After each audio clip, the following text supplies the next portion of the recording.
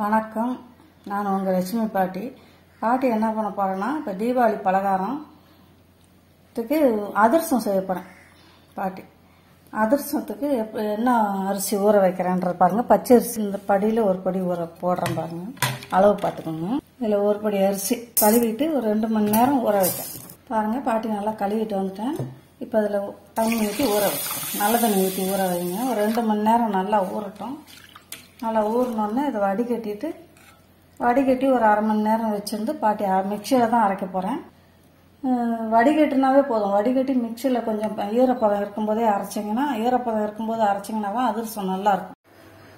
பாருங்கள், 2 மணி நேரம் ஊற வச்சு வடிகட்டி வச்சுருக்கிறேன் பாட்டி. வடிகட்டினது ஒரு 3/4 மணி நேரம் இருக்கும். வடிகட்டிட்டேன். இப்போ நான் இதை அரைச்சிட்டு உங்கள்கிட்ட காமிக்கிறேன் எப்படி. இந்த சமயத்தில் ஈரமாகவே தான் அரைக்கணும். பாருங்கள், மாவு அரைச்சிட்டேன். இந்த மாதிரி தான் நைஸாக அரைச்சிக்கிறணும். மிக்சிலேயே அரைச்சிக்கலாம். நல்லா ஈரமாக கொஞ்சம் லேசாக ஈரமாக இருக்கும்போதே அரைச்சிக்கோங்க. பாருங்கள், நல்லா நைஸாக இருக்குது. கொஞ்சம் கொஞ்சமாக போட்டு அரைச்சிக்கோங்க, இல்லாட்டி மிக்சி சூடாயிரும். எல்லா மாவும் அரைச்சிட்டேன் பாட்டி. பார்த்தீங்கன்னா மாவு எவ்வளோ நைஸாக எவ்வளோ அழகாக அரைச்சாச்சு பாருங்கள். வீட்லேயே இந்த மாதிரி பிடிச்சா கொழுக்கட்டை மாதிரி இருக்கணும் மாவு. இப்போ பாட்டி பாவு காய்ச்சறத காமிக்கிறேன் உங்களுக்கு. எவ்வளோ வெல்லம் போடுறேன். ஒரு படி அரிசினாக்கா கிலோ கணக்குக்கு வந்து இதில் ஒரு படி போட்டிருக்கிறேன். இதில் ஒரு படி போட்டிருக்கேன் பாட்டி. இப்போ இதில் முக்கால் படி வெல்லம் போடுறேன் பாட்டி. பார்த்தீங்கன்னா வெல்லம் இதில் போட்டுட்டேன் பாருங்க. இந்த வெல்லம் தான் போட்டிருக்கேன். இந்த வெல்லம் தான் பாட்டி போட்டிருக்கிறேன். 1/2 கிலோ வெல்லம். இது 1/2 கிலோ பாக்கெட். இது பாருங்க, 1/2 கிலோ பாக்கெட்டையும் போட்டுட்டேன். நான் கேமரா ஆன் பண்ணலை, போட்டுட்டேன். அது முழுகிற அளவுக்கு தண்ணி ஊற்றிக்கிறேன். நல்லா முழுகிற அளவுக்கு தண்ணி ஊற்றிக்கணும்.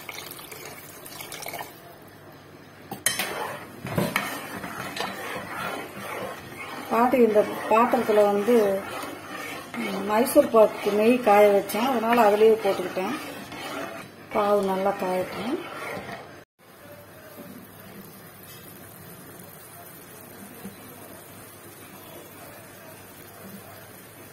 பாவு நல்லா பொங்கி வருது. இப்போ பாட்டி வந்து சுக்கு, இது வந்து ஜாதிக்காய் தெரியுதா உங்களுக்கு, ஜாதிக்காய் சுக்கு. இதில் கொஞ்சம் ஏலக்காய் காலையில் நுணுக்கணும் பாயசத்துக்கு, அது இருக்குது. அது கூடயே போட்டு அரைச்சிக்கிறேன். இதில் வந்து சுக்கு, ஏலக்காய், ஜாதிக்காய் இது 3 வச்சுருக்கேன். இதை நுணுக்கிட்டு வந்துடுறேன். பாவு வந்து காஞ்சிட்டு இந்த வெல்லம் வாங்குங்க. நான் மண் இருக்கிறதுல நான் 2-3 தடவை செஞ்சுட்டேன். மண் இல்லை அந்த வெள்ளத்தில். வடிகட்ட வேண்டியதில்லை, நல்லா இருக்குது.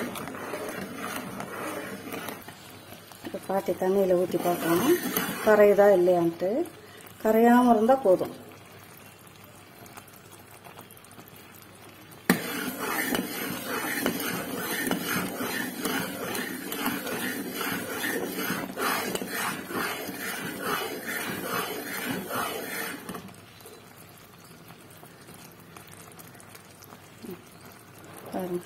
தக்காளி பதத்துக்கு வந்துடுச்சு.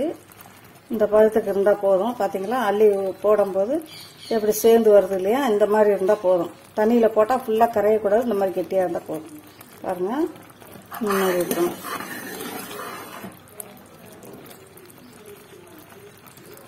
பாருங்கள், தண்ணியை கீழே ஊற்றிட்டேன். ஊற்றினோன்னா வெல்லம் பாருங்கள் எப்படி உருண்டு வருது இல்லையா, இந்த மாதிரி இருக்கணும். இப்போ மாவு போட்டுக்கலாம். கேஸை ஸ்லோவாக வச்சுக்கோங்க. மாவு கொஞ்சம் கொஞ்சமாக அள்ளி போடுங்க. பாட்டி தனியாக தான் செய்கிறேன். ஒருத்தர் மாவு அள்ளி போட்டு ஒருத்தர் கிண்ணா நல்லாயிருக்கும். பாட்டி தனியாக தான் பண்ணுறேன்.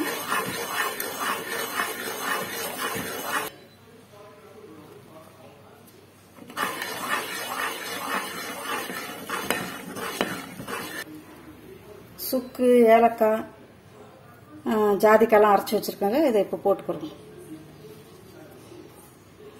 நல்லா வாசனையாக இருக்கும். இந்த டைமில் போட்டுக்கோங்க. பாவு கொதிக்கும் போது போட்டிங்கன்னா வாசனை போயிடும். அப்படி பார்த்தீங்கன்னா போடுறேன். மாவு போட்டு கொஞ்சம் கொஞ்சமாக போட்டுட்டு கிண்டுறேன் பாட்டி.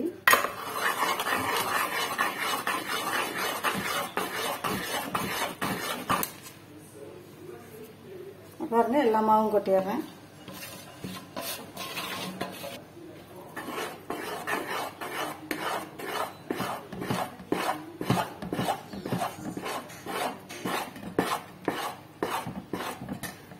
கொஞ்சம் இலக்கமாக தான் இருக்கும். நாளைக்கு பார்த்தீங்கன்னா கெட்டி ஆயிரும். இந்த மாதிரி ஒரு படி 1 கிலோ அரிசி நீங்கள் அப்படி போட்டுக்கோங்க. 1 கிலோ அரிசிக்கு 1/2 கிலோ வெல்லம். இது போதும். அப்படியே மூடி வச்சிடலாம். அப்படியே மூடி வச்சிட்டோம்னா நாளைக்கு பார்த்தா கெட்டியாக இருக்கும். நாளைக்கு நான் எடுக்கும்போது உங்களுக்கு காமிக்கிறேன். பாட்டி பார்த்தீங்கன்னா நேற்று வந்து அதிரசத்துக்கு மாவு பிசைஞ்சு வச்சேன். பாட்டி மாவு பாருங்க எப்படி இருக்குன்னு. நல்லா கரெக்டாக வந்திருக்குது பாருங்க. கரெக்டாக வந்திருக்குது மாவு பாருங்க.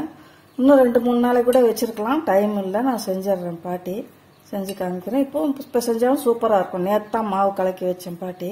ஒரு படி அரிசிக்கு 1/2 கிலோ வெல்லம் போட்டேன். பாட்டி இப்போ வந்து இதை அதிரசம் எண்ணெய் காய வச்சுட்டேன். அதிரசம் தட்டி போடுறேன் பாருங்க எப்படி இருக்கணும். பாட்டி ரொம்ப ஈஸியாக தான் உங்களுக்கு சொல்லி கொடுத்துருக்கேன். மாவு பாட்டி சலிக்கலாம் ஒன்றும் இல்லை. களைஞ்சிட்டு நல்லா களைஞ்சிட்டு 4-5 தடவை, ரேஷன் அரிசினா ஒரு 5 தடவை களையணும். 5 தடவை நல்லா களைஞ்சி ஊற வச்சு இந்த வடிகட்டியில் நான் பாட்டி வச்சிருந்தேன்.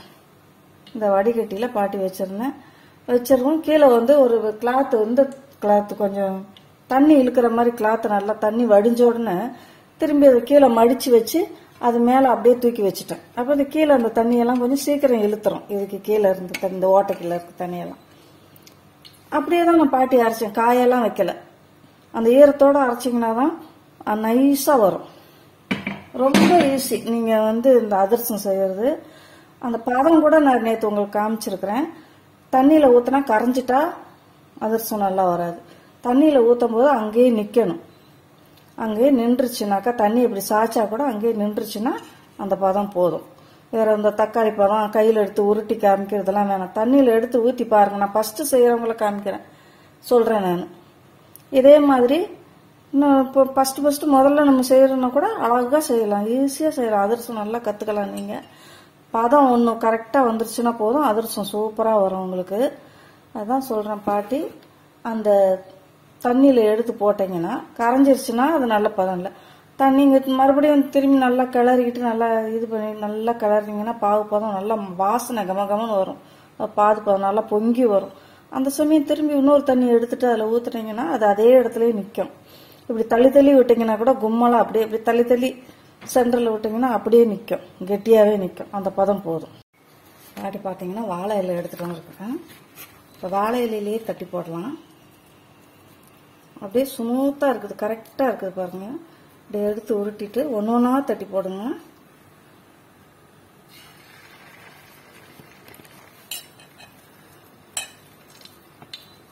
அதே மாதிரி போடுங்க. ரொம்பவும் பெருசாக போடாதீங்க, அதுவே மேலே அப்படியே வரும் பாருங்க.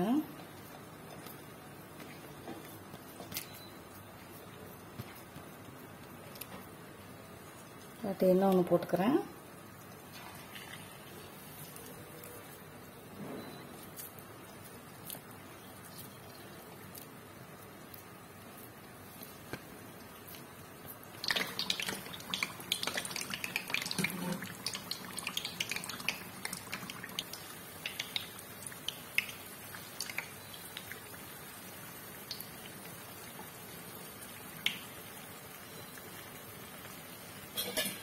அதிரசத்துக்கெல்லாம் ஒரு 2 பேர் இருந்தாங்கன்னா நல்லாயிருக்கும்.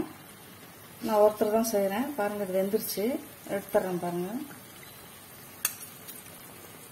இப்படி அமுக்கி பாருங்கள், எண்ணெயெல்லாம் வடிஞ்சிரும். கீழே ஒரு ஜல்லிக்கரண்டி வச்சுக்கோங்க, மேலே ஒரு ஜல்லிக்கரண்டி வச்சுக்கோங்க, வடிஞ்சிரும். இப்போ எடுத்து வச்சுக்கலாம் பாருங்கள். சூப்பராக எடுத்துக்கலாம். இதுவும் வெந்துருச்சு.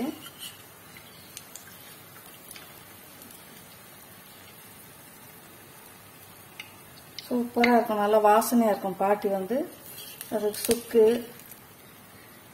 சுக்கு பொடி போட்டிருக்கிறேன், அப்புறம் ஏலக்காய் போட்டிருக்கிறேன், ஜாதிக்காய் 3ஐயும் அரைச்சிட்டு நுணுக்கி போட்டிருக்கேன். பாட்டி அவ்வளோ சூப்பராக இருக்கும். வெந்துருச்சு. 2 பக்கமும் செவந்தாலே நல்லா வெந்துடும், சீக்கிரம் வெந்துடும். ஏன்னா வெந்த மாவு தானே. வெந்த மாவு தான் நம்ம அதிரசம் செய்கிறோம். இப்படி நசுக்குனாவே போதும். பாருங்கள், எண்ணெய் ஃபுல்லாக வடிஞ்சிடும். எண்ணெய் நல்லா காயட்டும். எண்ணெய் காயாதனால தான் கீழே போய் உக்காந்துக்கிடுச்சு. பாருங்கள் எவ்வளோ அழகாக அதிரசம் வந்திருக்குன்னு. கலர் பாருங்கள், சூப்பராக இருக்குது. பாட்டி இதே மாதிரி எல்லா அதிரசமும் சுட்டுட்டு காமிக்கிறேன். பாருங்கள் எவ்வளோ சூப்பராக வந்து எடுத்துருக்குறேன்ட்டு பாட்டி. இதே மாதிரி எல்லாத்தையும் போட்டு காமிக்கிறேன் உங்களுக்கு. பார்த்தீங்கன்னா இப்போ எப்படி மேலே வருது பாருங்கள். முதல்ல எண்ணெய் சரியாக மெதுவாக, கேஸ் ரொம்ப சுலாவாக வச்சுருந்தேன் பாட்டி. இப்போ பாருங்கள் எப்படியே மேலே அதுவாக வரும் பாருங்கள்.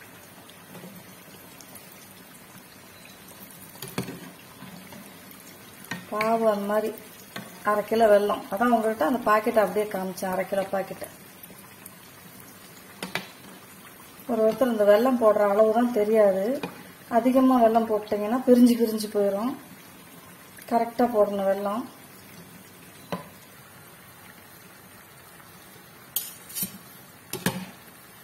மேலே வந்துருச்சு பாருங்க. முதல்ல போடும்போது கீழே உட்காந்துருந்துச்சு. இப்போ பாருங்கள் அதுவே எல்லாமே மேலே வந்துருச்சு. இப்படி தான் அதிரசம் மேலே வரும். பபுள்ஸாக அழகாக இருக்கும். பாட்டி சொன்ன போட்டிருக்க மெத்தட்லேயே செய்யுங்க, அவ்வளோ நல்லாயிருக்கும். 2 நாள் பொறுத்து சாப்பிட்டோன்னு வச்சுக்கோங்க. நாளாக தான் அதிரசம் ரொம்ப சுவையாக இருக்கும். எங்கள் வீட்டில் அதிரசம் செஞ்சுறது என் சின்ன பொண்ணு தான் நல்லா சாப்பிடுவோம் அதிரசம். இப்போ அவள் கனடாவில் இருக்கிறா. அதனால் இப்போ உங்களுக்காக நான் செஞ்சு காமிக்கிறேன் இதெல்லாம். ஏன்னா நல்லா அதிரசம்னா அவளுக்கு ரொம்ப பிடிக்கும். இந்த அதிரசம் செய்யும்போது அவள் ஞாபகம் தான் எனக்கு வருது.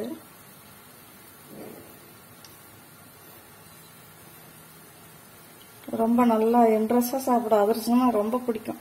அதுவும் மொறுமொறுன்னு செய்யுங்கம்மான்னு சொல்லுவாள். மொறுமொறுன்னு பண்ணுங்க அப்படின்ட்டு. பாட்டி நேற்று ஒரு மைசூர் பாக்கு போட்டேன். அந்த மைசூர் பாக்கு வந்து எங்கள் அம்மா செய்வாங்க. அதனால அது எனக்கு எங்கள் அம்மா செய்கிற மாதிரியே செய்யணும்னு எனக்கு ஒரு ஆசை. அதனால தான் அந்த மாதிரி செஞ்சேன். அது ரொம்ப டேஸ்ட்டாக இருக்கும். கலர் மாறி இருக்கும். மாறுற அளவுக்கு நம்ம கிளறணும்னா அந்த மைசூர் பாக்கு அவ்வளோ ருசியாக இருக்கும். இதுலேயே புளிஞ்சு எடுத்துடலாம். நீங்கள் இதுக்குன்னு புளியறதெல்லாம் போய் வாங்கிட்டு வர அவசியம் இல்லை. இதுலேயே நீங்கள் புளிஞ்சு எடுங்க. இது 2 பேர் இருந்தாங்கன்னா ரொம்ப நல்லாயிருக்கும். இப்போ நான் பாட்டி ஒருத்தர் தான் வீடியோவும் எடுக்கிறேன், அதிரசமும் செய்கிறவங்களுக்கு. டீ மட்டும் ஒரே அளவாக வச்சுக்கோங்க.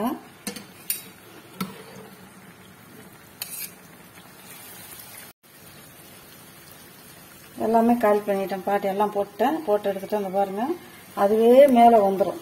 இது இன்னும் கொஞ்சம் வேகணும். மாவு வருது வெளியே, இன்னும் கொஞ்சம் வேகட்டும். நீங்கள் நசுக்கும் போது மாவு வெளியில் வந்துச்சுன்னா இன்னும் கொஞ்சம் நேரம் வேக விடுங்க.